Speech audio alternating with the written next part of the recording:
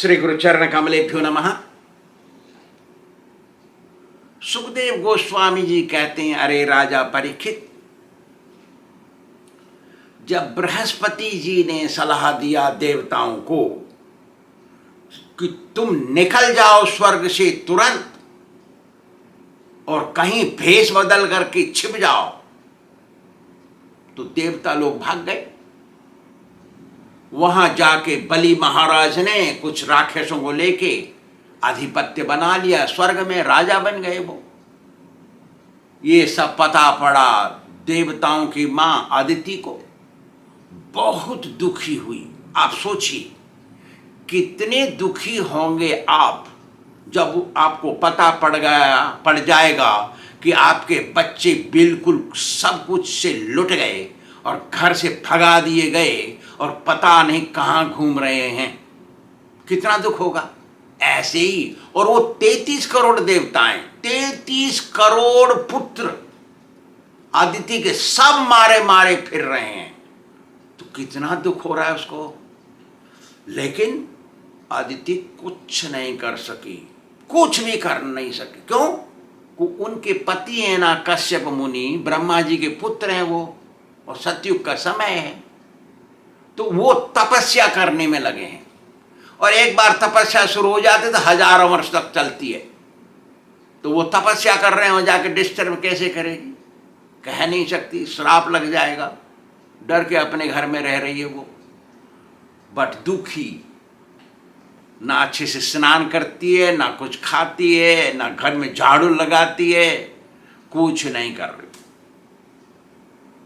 और बहुत समय बाद कश्यप जी का तपस्या पूरा हो गया।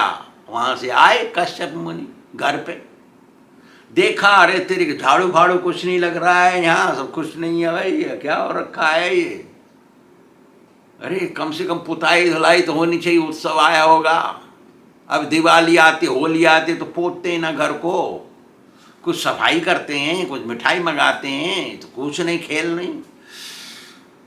गए अंदर, गए, देखा आदित्य को, आदित्य का चेहरा उतरा हुआ है।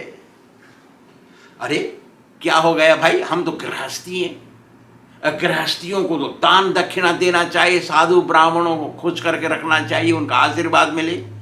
अरे हम लोग गृहस्थी, हमको मुफ्त में पुण्य मिलता है, खाली दक्षिणा देना पड़ता है, उनको कुछ दे देना पड़ता है, उनका पुण्य हमारे पास आता है, सब कुछ। वो पुण्य करने के लिए कितनी तपस्या करनी पड़ी, कष्ट उठाना पड़ता है, सब धर्म करना पड़ता है, बहुत करना पड़ता है। हम केवल सदावर्त से सारा पुण्य ले लेते मुफ्त में।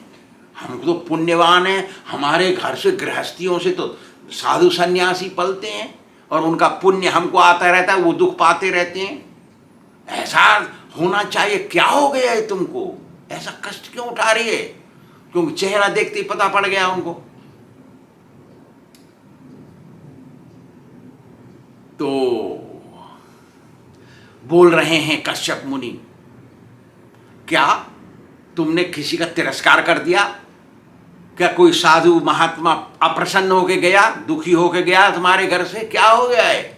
अरे जिस गृहस्थ के घर में साधु ब्राह्मणों का सम्मान नहीं होता, उनको दान दक्षिणा नहीं मिलता, वो घर तो सियारों का घर है। सियार शब्द कहा है, जो जंगलों में रोते हैं ना रात को गर्मियों में।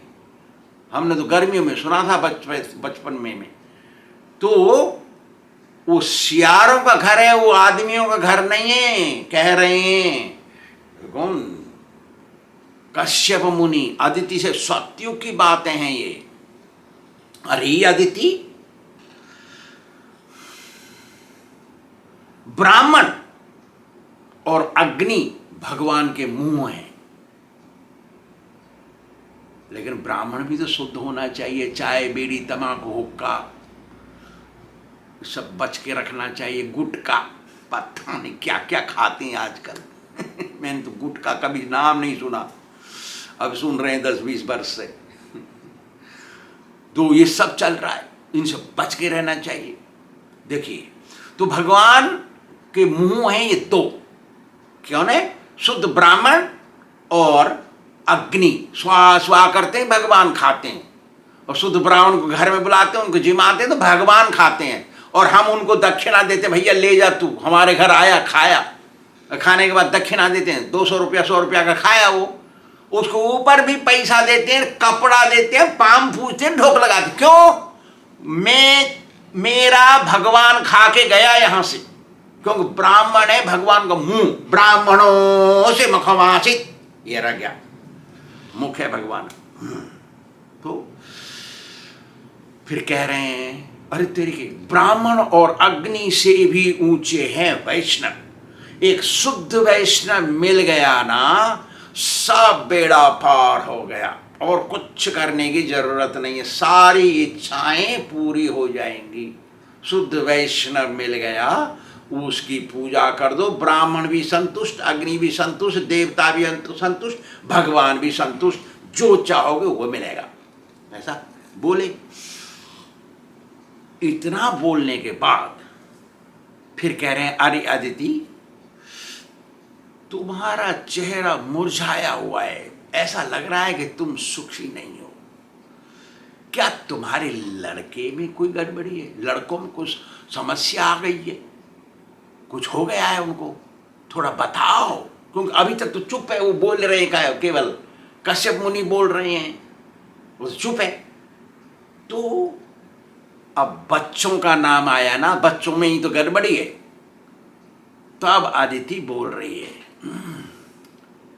पतिदेव, क्योंकि कश्यप मुनि ना तो बीड़ी तंबाकू चाय कुछ नहीं पीते हैं, वो शुद्ध है, महातपस्वी है, भगवान ब्रह्मा जी के, भगवान के नाती हैं, ये ब्रह्मा जी के पुत्र हैं कश्यप मुनि, साधारण आदमी नहीं है वो, शुद्ध ब्राह्मण है। सुनिए, कह रहे हैं, हे पतिदेव, हमारे यहां से सबकी सेवा होती है, हम गृहस्थी हैं, ब्राह्मण भी खुशी हैं, गाय भी खुशी हैं, साधु भी खुश हैं, सारे धर्मों का पालन हो रहा है, यहां से कोई असंतुष्ट होके नहीं गया है। गृहस्थी होने के कारण हमारा कर्म है सब साधु ब्राह्मणों सबको देना, उनसे आशीर्वाद लेना। मैंने किसी का अपमान नहीं किया है, तिरस्कार नहीं किया है। फिर कहती है, आप तो सृष्टि के कर्ता हैं, प्रजापति हैं, क्यों? कश्यप प्रजापति हैं, सारी प्रजा उनसे निकली है। आप तो प्रजापति हैं, आपसे सारी प्रजा निकली है, चराचर सब, चाहे वो सतोगुणी हो, तमोगुणी हो, रजोगुणी हो, सब आपसे निकली हैं। आप जानते हैं मेरे दिल में क्या चल रहा है। ऐसे बोली। सतोगुणी से तो देवता पैदा हुए, रजोगुणी से मनुष्य पैदा हुए, तमोगुण से मनुष्य से नीचे जो प्राणी हैं, पशु पक्षी जलचर, ये सब पैदा हुए, घास फूस पेड़, ये तमोगुण में आ गए। तो सतोगुण से देवता, रजोगुण से मनुष्य, तमोगुण से सारी जातियां। ऐसा जातियां मतलब योनियां, हीन योनि। आप तो सब जानते हैं क्या चल रहा है मेरे अंदर। देखिए महाराज, आपके लिए तो असुर और देवता सब बराबर हैं, क्योंकि वो आपके पुत्र हैं, क्योंकि तमोगुण में है असुर। तो लेकिन याद रखिए कि भगवान के लिए भी सब बराबर हैं, क्योंकि वो उनकी संतानें हैं सब। वो तो बराबर दृष्टि, समदृष्टि है भगवान की, फिर भी वो भक्तों को प्यार करते हैं, उनकी रक्षा करते हैं, उनकी इच्छाओं को पूरी करते हैं। इसका मतलब क्या है? कह रही है अदिति कश्यप से बिना बोले, भगवान का उदाहरण देके कह रही है कि यद्यपि असुर और देवता आपके ही पुत्र हैं, थोड़ा देवता की तरफ देखो ना, जैसे भगवान देखते हैं। समदर्शी हैं आप, जैसे भगवान समदर्शी हैं, होना पड़ेगा आपको। लेकिन ये भजन दी तुमाम भक्त्या, कह रहे हैं भगवान, जो मेरा भजन असली भक्ति से पूर्वक करता है, तो मैं उसकी कर देता हूं सब कुछ।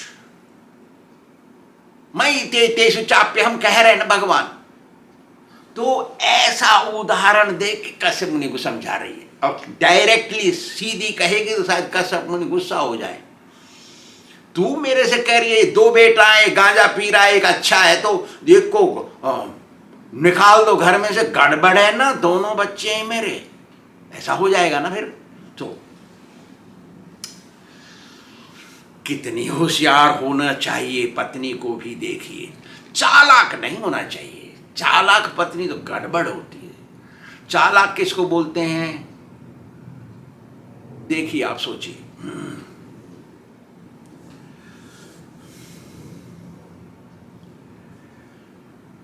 हे पतिदेव, आप ही कल्याण करता हमारे, मैं आपकी पत्नी हूं ना, आप मेरी थोड़ी भलाई करिए, मेरी भलाई के बारे में सोचिए, तनिक विचार करिए।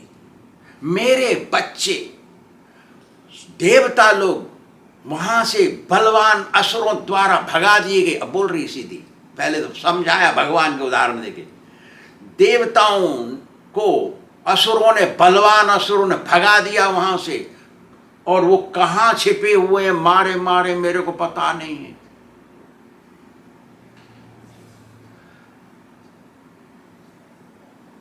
उनका सारा धन, सारा ऐश्वर्य, सारा राज्य, सारा यश और उनका पद पोजीशन सब नष्ट हो गया है। मैं तो इतना ही चाहती हूं आपसे हे पतिदेव, उनको ये सब वापस मिल जाए। असुरों को दंड देने की जरूरत नहीं, वो भी मेरे बेटे ही तो, मेरी बहन के बच्चे हैं। लेकिन मैं चाहती हूं असुरों से मेरे बेटे का अधिकार मेरे बेटे को मिल जाए। मेरे बेटियों के अधिकार को उन्होंने छीन लिया है। अरे स्वर्ग तो देवताओं का, राक्षसों का कहां है, तो छीन लिया उन्होंने। हे पतिदेव, आपसे अधिक भलाई करने वाला कौन है हमारे लिए? आप थोड़ा भलाई करिए, हमारा कोई उपाय बताइए जिससे हमारा कल्याण हो। आप ही कल्याण करता है, आप ही कुछ इंतजाम कर दीजिए हमारे लिए, जिससे मेरे पुत्रों का खोया हुआ सब कुछ मिल जाए। सुन रहे हैं कश्यप मुनि, चुपचाप कुछ नहीं बोल रहे हैं। फिर कहते हैं परीक्षित महाराज, परीक्षित कहते हैं, जैसे ही अदिति की बात सुनी कश्यप मुनि ने, कश्यप मुनि आश्चर्यचकित रह गए और बोले, देखो कैसे आश्चर्य की बात है कि प्राणी हर समय संसार में अकेला है, लेकिन वो मूर्खतावश माया के वशीभूत होकर के सोचता है कि मेरा इस संसार में कोई है। कश्यप मुनि कह रहे हैं, सोचते हैं ना हम, मेरा भैया है, मेरी बहन है, मेरा पापा है, मेरी मैया है, मेरा भैया है, मेरे रिश्तेदार हैं, मेरे हैं कोई। अरे अकेला आया अकेला जाएगा, है कौन यहाँ पर? अकेला ही भोगेगा अपना कर्म। क्या भैया ले जाएगा तुम्हारा कर्म? एक ही पेट से पैदा हुआ है। जो कर्म तुमको भोगना है, तेरे को हेडेक हो गया है, तो भैया ले लेगा तेरा हेडेक? है ना तू अकेला? दुकेला कहां है? पापा से जन्म लिया, मैया के पेट में 9 महीना रह के जन्म लिया, तेरे पैर में दर्द हो गया तो मैया क्यों नहीं ले रही? इतना प्यार है। इन पंडितों ने सिखाया है माता पिता भगवान है। हद हो गई, भागवत क्यों नहीं कहता है? भगवत गीता क्यों नहीं बोल रही है? भगवत गीता बोल रहा है, कन्हैया बोल रहे मैं हूं मां बाप। उपनिषद वेद बोल रहा है, भगवान है बाप, वेद है मां, बोल रहे हैं। और इन पंडितों ने सिखाया है ना, जिसके पेट में टट्टी भर रही है उसको पूजा करो। है ना हम पागल? सुन रहे हैं, विश्वास कर रहे हैं इन बातों को। क्या आश्चर्य की बात है। तो कह रहे हैं देखो इस संसार में माया कितनी प्रबल है।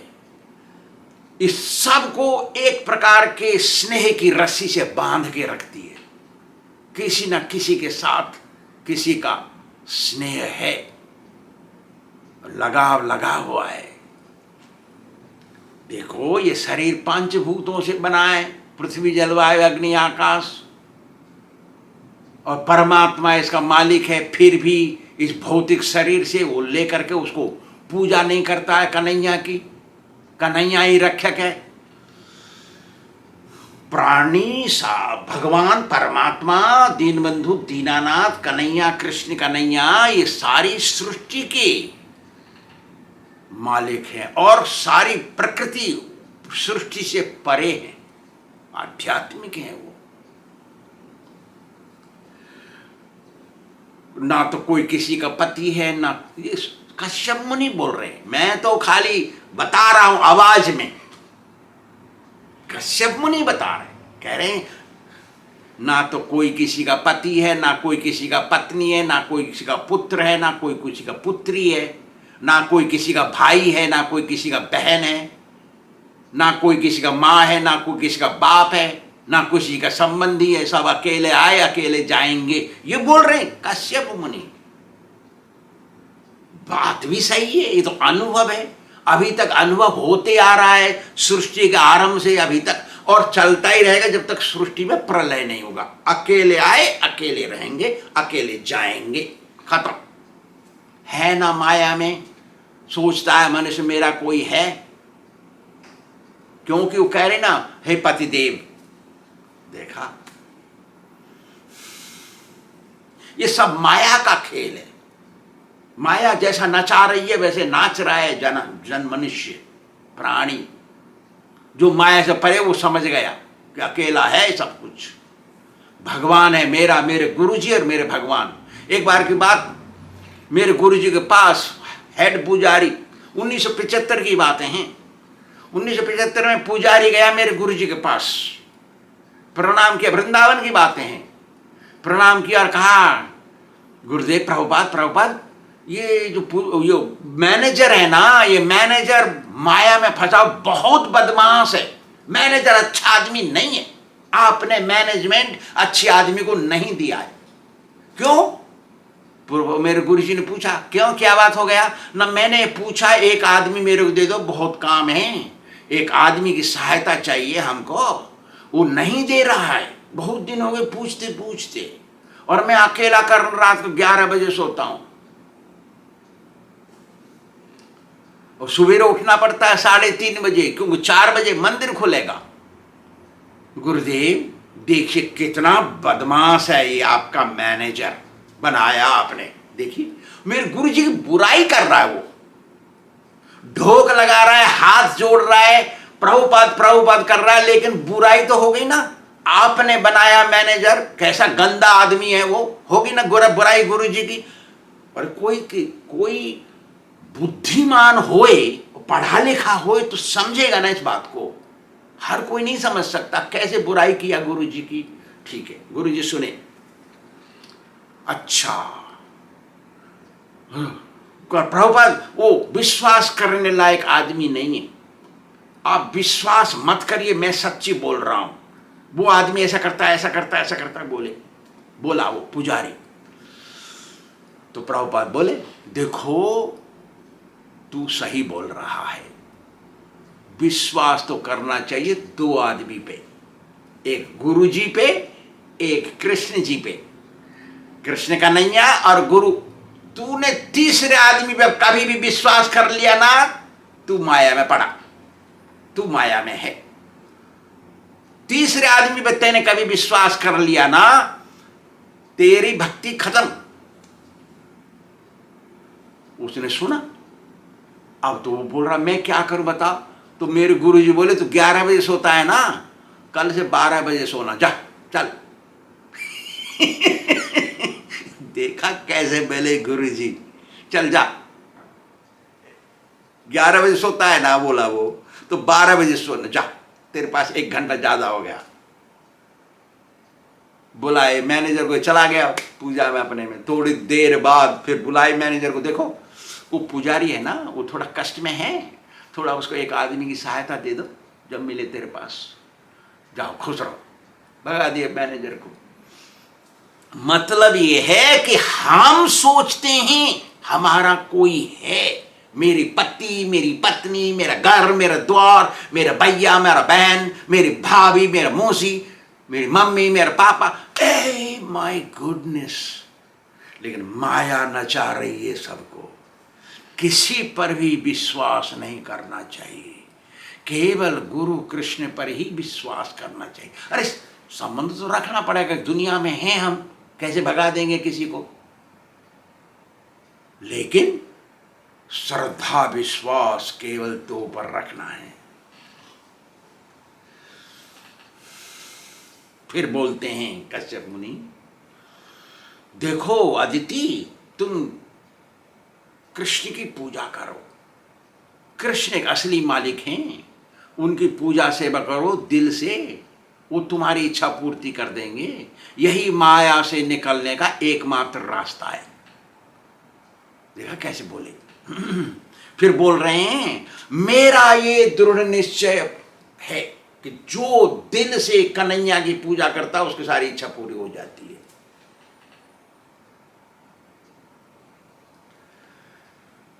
भगवान की भक्ति के अलावा मनुष्य जीवन में और कोई दूसरा सहारा नहीं है। मनुष्य जीवन का यदि लक्ष्य प्राप्त करना है तो भगवान की सेवा करनी चाहिए।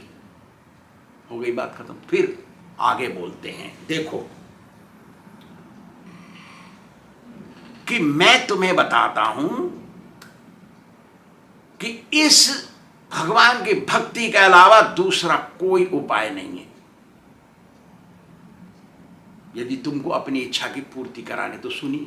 अदिति पूछी, फिर मुझे बताइए कौन सा रास्ता है, मुझे मालूम नहीं है कैसे भक्ति होती है, उपाय क्या है, कैसे करना चाहिए, कुछ मार्ग बताइए, कैसे करना चाहिए, कैसे जल्दी हो जाए, मेरे बच्चे मारे मारे फिर रहे हैं। तब कश्यप मुनि बोलते हैं, देखो अदिति, जब तुमने मुझसे पूछा था गर्भाधान करने के लिए, तब मैंने ब्रह्मा जी से पूछा कुछ उपाय बताइए। तब ब्रह्मा जी ने मुझे एक पयोव्रत नाम का उपाय बताया था। वो कैसे होता है ना, उसमें फाल्गुन शुक्ल पक्ष प्रतिपदा से द्वादशी तक 12 दिन का व्रत होता, केवल दूध पी के रहते हैं उसमें। और शुरू करने से पहले, प्रतिपदा शुक्ल पक्ष से शुरू होता है ना, फाल्गुन से, तो उससे पहले अमावस्या पड़ती है। उस अमावस्या से शुरू करना है। मतलब वो जंगल में जाना है, वो जंगली सुअर होते हैं, बराह बोलते हैं उसको। बराह के जो खोदी है मट्टी, उसमें से लेके आना है मट्टी को, उसमें शरीर पे पोतना है, और या नदी में जाके स्नान करना है, और पृथ्वी माता की प्रार्थना करना है नहाते समय, हे पृथ्वी माता, आपको भगवान बराह ने कष्ट से उबारा, आप भी कष्ट में थी, उबारा, आपको बराह देव ने आप मेरे पापों को नष्ट करिए, मुझे भी कष्ट से उबारी, ऐसा कह के डुबकी लगानी है। डुबकी लगा के और निकलना है वहाँ से। फिर पयोव्रत शुरू करना है। पयोव्रत शुरू करके 13वें दिन थोड़ा हवन करना है, ब्राह्मण वैष्णव को बुला के उनको दक्षिणा देना है, भोजन वितरण करना है, ऐसा करना है। देखो, पृथ्वी पर सहन करना है, पृथ्वी पर सहन करना है, झूठ नहीं बोलना है, जो भगवान का भगत नहीं है उनसे बात नहीं करनी है, किसी को कष्ट नहीं देना है, किसी की हत्या नहीं करनी है, अहिंसक बने रहना है, और भगवान का पूजन करना है, गुरु कृष्ण का पूजन। उनको नहलाना है, उनको कपड़े पहनाना है, उनको तिलक लगाना है, उनकी आरती उतारनी है, उनसे गलती माफ़ी मांगनी है, फिर उनको वो क्या भोजन कराना है, भगवान को भोग लगाना है, और फिर उसके बाद ढोक लगाना है भगवान को, और वो प्रसाद लेके बाहर बांटना है, क्योंकि खा नहीं सकते स्वयं, केवल दूध पी के रहना है ना। और फिर उसके बाद 108 बार द्वादशाक्षर मंत्र बोलना है, क्योंकि सतयुग था, सतयुग में द्वादशाक्षर मंत्र चलता था। अब ये कलयुग है ना, इसमें महामंत्र चलता है, हरे कृष्ण कृष्ण कृष्ण हरे हरे, हरे राम राम राम हरे हरे, 108 बार बोलना है। फिर ढोक लगाना है, सिर झुका के नीचे पृथ्वी पर चिपका के, और फिर ऐसे 12 दिन व्रत करना है, 13वें दिन यह करके भोजन करा के दक्षिणा देना है। अरे अदिति, जितने भी धार्मिक कार्य हैं, जितने भी तपस्या उपवास हैं, सब मिलके दक्षिणा में रहते हैं। साधु ब्राह्मणों को दान देना, दान के अंदर सब रहते हैं। ये मैं नहीं कह रहा, ये कह रहे हैं कश्यप मुनि। सब कुछ दक्षिणा में रहते हैं, इसलिए दक्षिणा देना चाहिए। दक्षिणा मतलब दान, ऐसा कहे कश्यप मुनि, फिर चुप हो गए। श्री राधा गोविंद भगवान की जय।